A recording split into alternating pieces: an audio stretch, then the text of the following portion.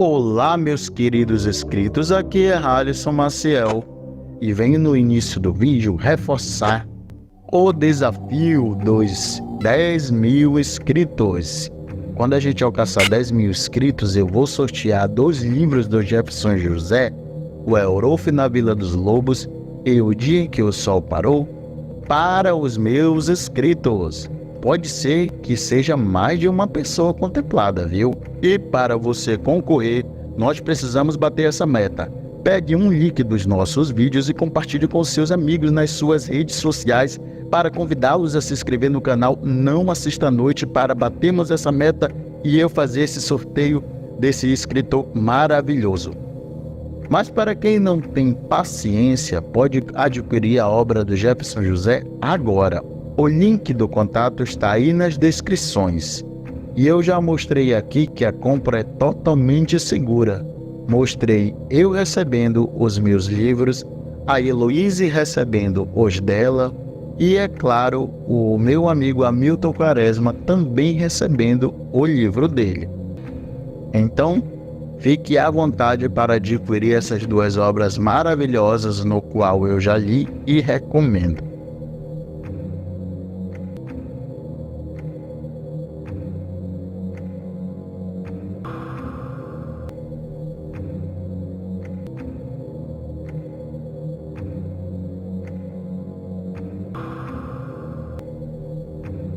Sou o Edson e mais uma vez venho aqui contar alguns relatos antigos narrados por pessoas mais velhas e transmitidos por membros da família. Algumas estão vivas e outras já faleceram. Sem mais delongas, vamos aos relatos. Meu pai, já falecido, contava que por volta dos anos 40, não sei exatamente a data e o mês do ocorrido, numa certa noite, ele e a sua irmã estavam sozinhos em casa. Minha avó tinha viajado para outro município onde possuía terras às margens do rio São Francisco. A casa de minha avó foi a primeira da região, a única no meio da mata, e a outra casa mais próxima ficava a cerca de 1 quilômetro de distância.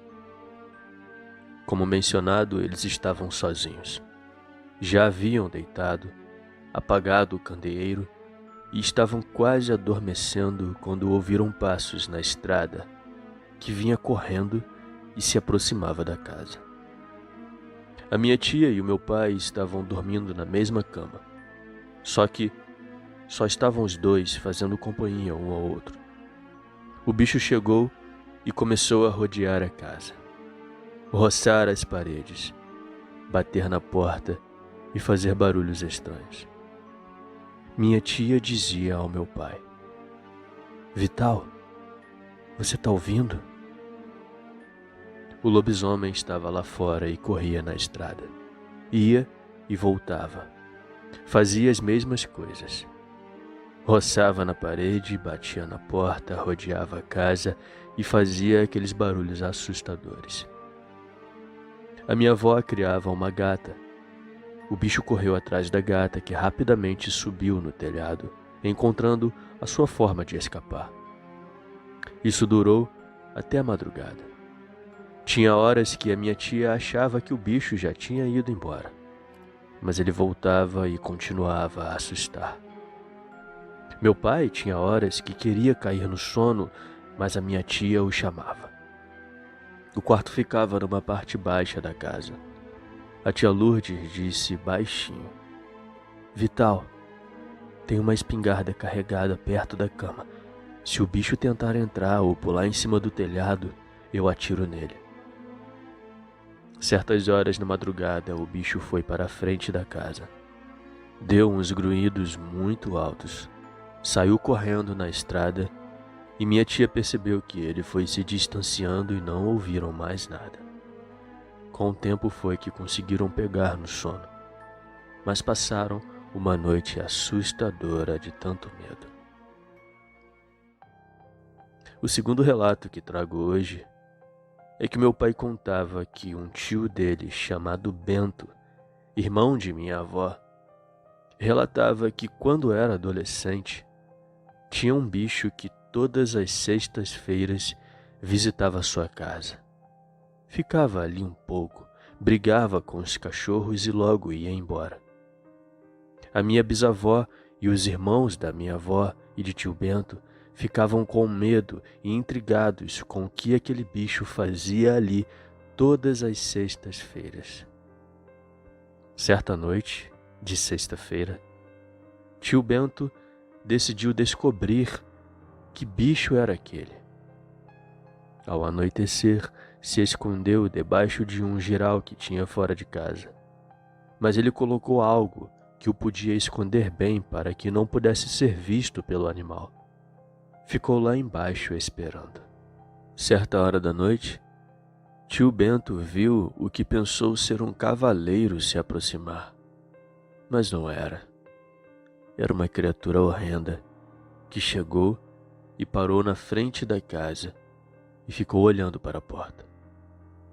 Aí ele pôde ver que era um animal grande do tamanho de um cavalo, mas não tinha cabeça de cavalo. Era uma cabeça estranha, um bicho muito feio. Tio Bento ficou ali até aquele bicho feio ir embora. Depois correu para dentro de casa, contou à mãe do medo que sentiu daquela criatura medonha. Detalhe, era uma noite de lua muito clara. Ele conseguiu ver muito bem aquela criatura horrorosa.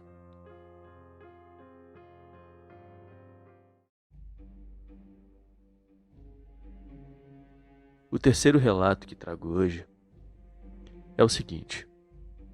As pessoas contam que uma mulher, prima de meu pai, tinha um bebê recém-nascido e seu marido trabalhava levando boiada para outros lugares distantes.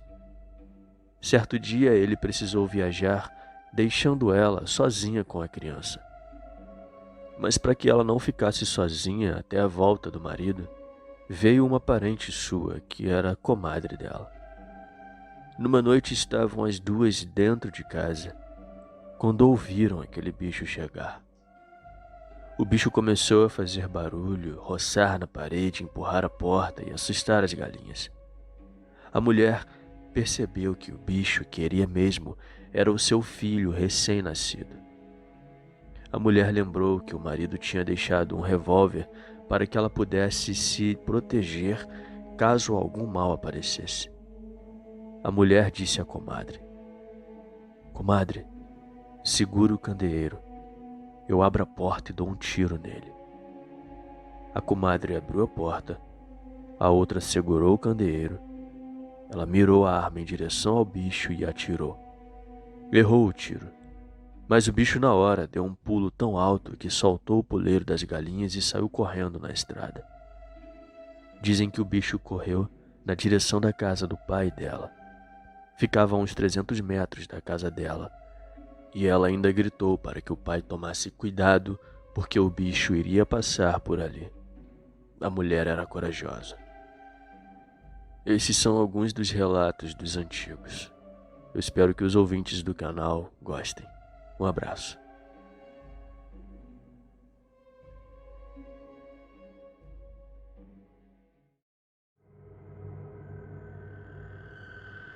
Eu tinha me mudado para um apartamento de 2 quartos e ainda estava acabando de decorá-lo. Cheguei em casa tarde da noite e tomei um resto de café meio morno que ainda estava na garrafa térmica e me joguei na cama de tão exausta. Ainda por cima estava um dia daqueles frios de rachar que faz no Rio de Janeiro. Quando vem aquelas frentes frias, eu logo trato de me enfiar embaixo das cobertas e dormir.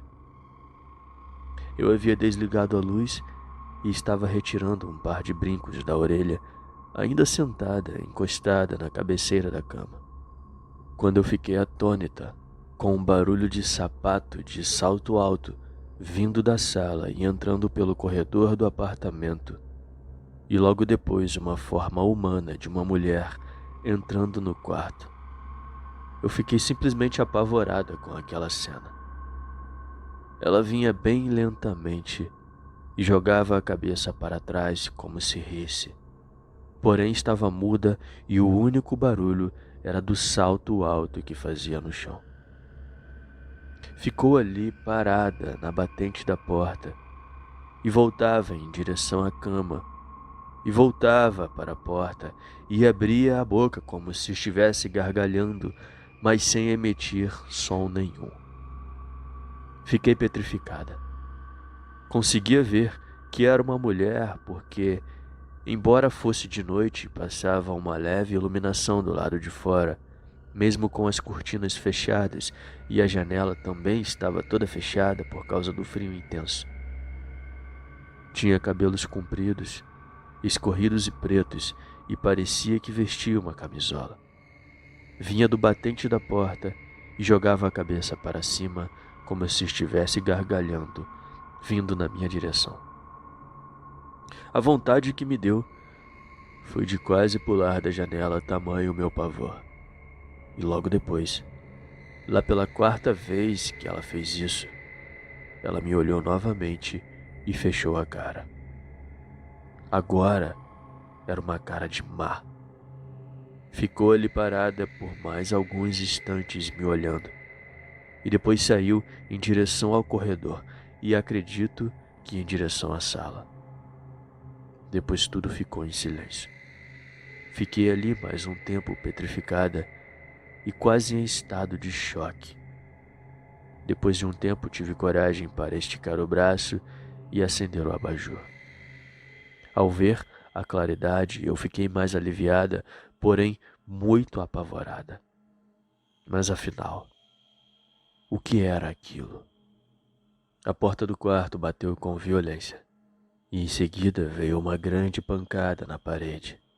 E novamente o barulho de salto alto começou lá na sala, e eu quase morri de tanto medo e pavor.